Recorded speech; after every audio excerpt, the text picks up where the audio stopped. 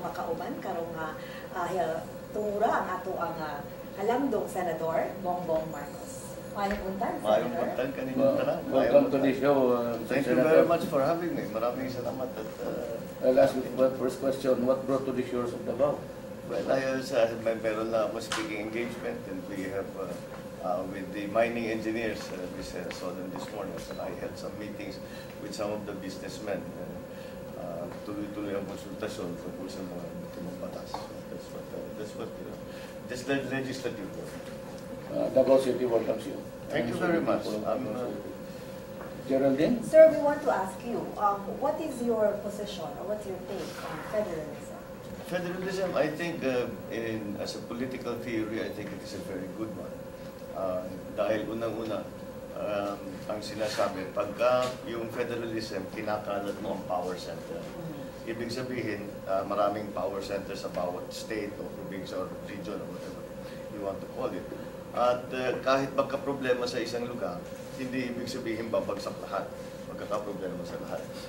Pagka the power is centered in Manila, kagaya na ngayon, pagka may problema sa Manila, yung buong bansa apektado. And besides that, may recognition na ang bawat lugar ay iba. These are all individual with their different needs, with their different concerns, with their different capabilities, assets, whatever. And so you have to treat each one differently. And the best people who can determine what is needed in a locality, in a community, yung mga tiga-doon. And that's the basic theory behind that federalism. That's why I think it will be a good discussion. And I think it's about time we return to that because nagsimula na tayo Yung interim batasan pambansa was regional ang representation. Pero hindi natuloy yun, so it's time, I think, to revisit the concept at tignan natin kung babagay dito kung babagay para sa Pilipinas. Kanina po, Senator, napag-usapan po namin about constitutional amendment. If ever there will be a chance na amendahan or baguhin ang ating constitution, will you support the change of our form of government to federalism? Oh yes, certainly. I think we really have to first of all, in terms of the constitutional amendments, I think they're necessary. There are many things that need to be again re-examined. Only not because the concept was wrong, but because the passage of time has changed things, and the situation has changed, so we have to adjust accordingly. But I was listening earlier. I shared the fear of the mayor that we do not know what will be taken up. Once the Constituent Assembly is called to order, any member of that Constituent Assembly can stand up and speak about any subject. So if they open a subject, wala ka na magagawa. Basta it is already in session. So it's a question that really has to, if we can find safeguards, sabihin natin, meron tayo mahanap na paraan na pag-uusapan lang talaga ay economic provisions. Kung yun, mas maganda yun. But still, we don't have that yet. Kasi kung maalala ninyo, yung batas para mag-amyenda ng walang enabling law, tinatawag. The Constituent Assembly is the body that will change that, but there is no enabling law. Therefore there's no rules pa. Wala pa tayong rules kung paano gagawin. At ang pinagdebatihan ng matagal, ng panahon ni GMA, is kung boboto ng sabay ang House at saka yung Senado. Siyempre, yung Senado gustong hiwalay. Oo, pero yung iba sinasabi dapat sabay-sabay. So, that has to be figured out. Okay. So, sa pagkakataon po ito, marami na pong mga usapin hinggil sa pagbabago o pag-amenda ng Constitution. But so far, none has succeeded. Do you think the next president should give or focus, or if there is a need to amend the Constitution, that should be one of the priorities of the next president? Whatever it is, if the next president will do that, he has to do it. He or she has to do it very early on. Start the process in the first year. Not on the last. Not on the last. Kasi mapagkakamalan na exactly. ng term extension. That will, at least to an extent, to a degree, yung suspicious ng tao na ginawa lang lahat ito para mag-extend, at least mababawasan. So that is a possibility. Do you agree, Mayor? Yes, I said the next president, by the way, must embrace federalism with passion. Otherwise, it cannot take off. So, ang problema niyan is not really for him to like or dislike unitary or federal, but whether he can hack it and call on the, even on the first month of his presidency, call for a constitutional convention.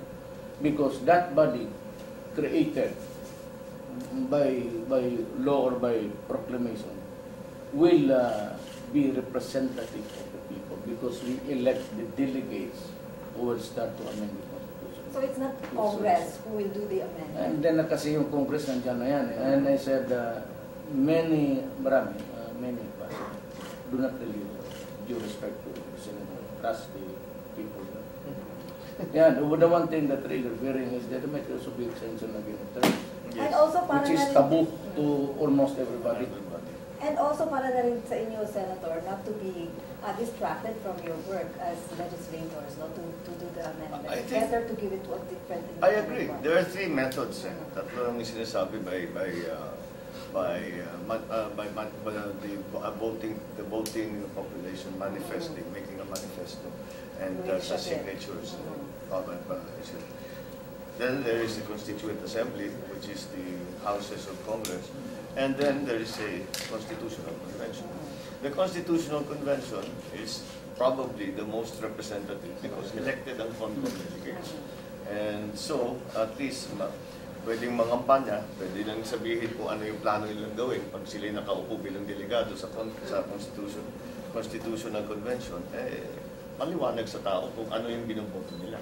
Maliwanag kung ano, what to expect from their delegate. Okay.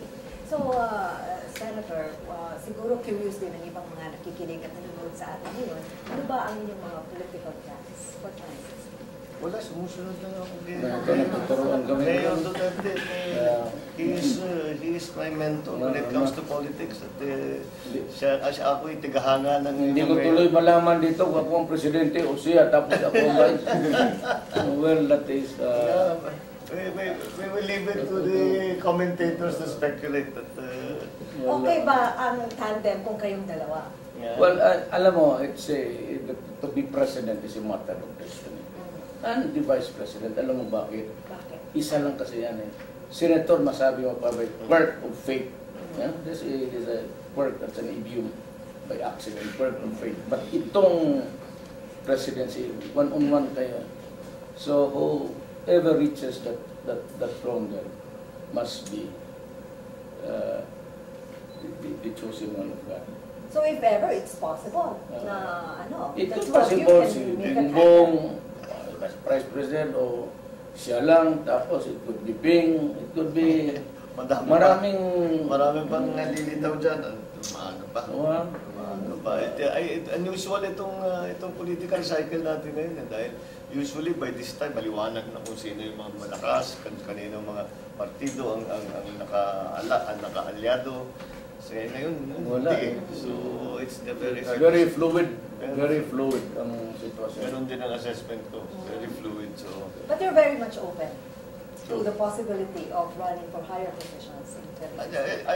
I always follow my father's advice. His advice is very simple. Keep your options open. Ayun. So that's what I'm doing.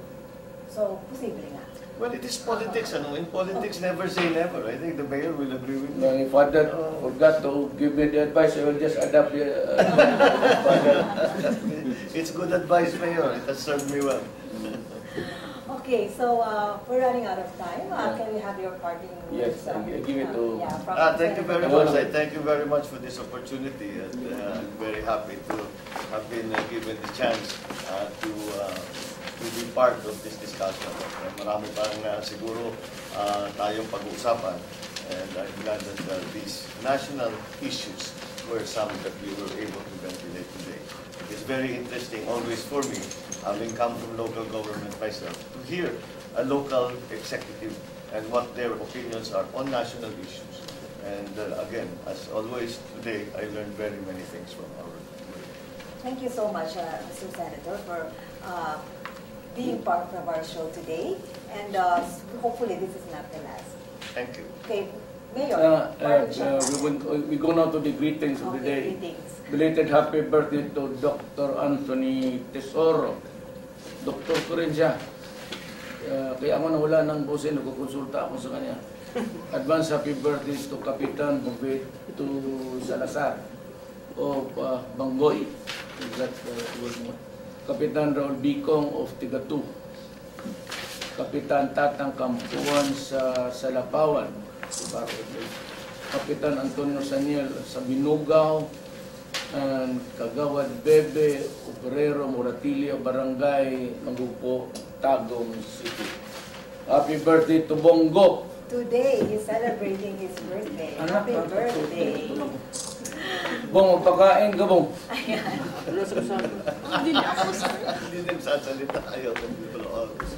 Dagang salamat kay Alex Monton for my hair and makeup, Lizelle de la Cruz of Hair to Dye for Salon and Barber Shop, Dr. Sara Lado of the Tooth Clinic, Metro Lifestyle Fitness Center, Blue Facial Spa, Max for styling me today, Ideal Vision Center, ug para sa akong dami ang pamaaw kanundagan, daghang salamat sa mga for grooming the mayor and also the Senator Bongbong Marcos. Daghang salamat kay Oliver Mercado.